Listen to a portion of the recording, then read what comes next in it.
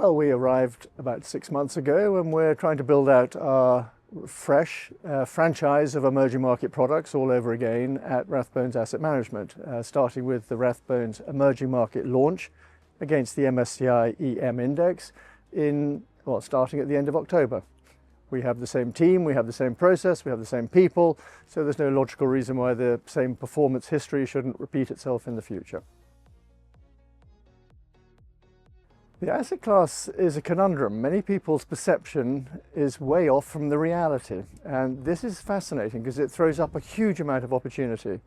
Not only is there a very high value add migration from what the asset class has actually achieved from people's perception of what it really is, but the opportunity set to exploit that from earnings and from dividends and from buybacks and distribution yields are extremely high. But the area that it's actually migrated into is EVs, it's semis, it's robotics, it's cloud security. It's right through the supply chains of the very high value add areas in the consulting world.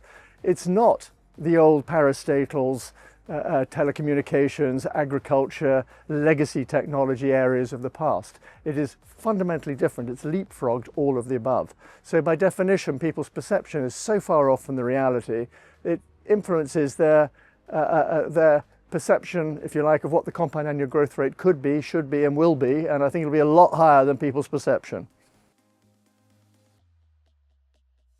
This is a fascinating question. Not only is it underloved, undervalued, and underowned, and has been for the best part of 14 years, bar the last 1.5 years of outperformance of DM, developed world.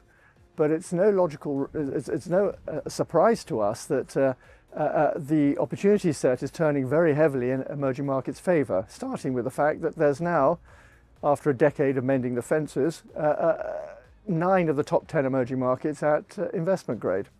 And so by definition, crossover opportunities from fixed income into equity, exploiting the real yields you're getting on the currency, on top of which you're getting tremendous equity yields of their own in terms of an inverted PER, or indeed just the straight dividend yield. So if you're an income player, the asset class is replete with opportunities. If you're a value player, the price to book to ROE is remarkably cheap to that of the developed world.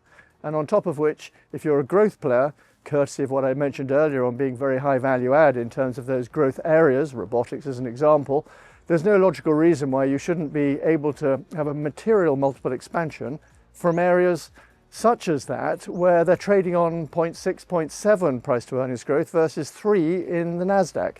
So huge upside in all of those 3 areas, appealing to value, growth and yield in a very underloved, underowned and undervalued asset class. And flows will be the key behind it, and flows are coming, and they're coming not only because the dollar's down and therefore it encourages people to go to emerging, but they're coming because of the crossover opportunity, because they can make more money for less risk in high value add opportunities in investment grade, in liquid areas. This is totally different to what people's perception has historically been, so they'll be pleasantly surprised when they come across, because we really are one of the few areas which is an opportunity set with an attractive risk return.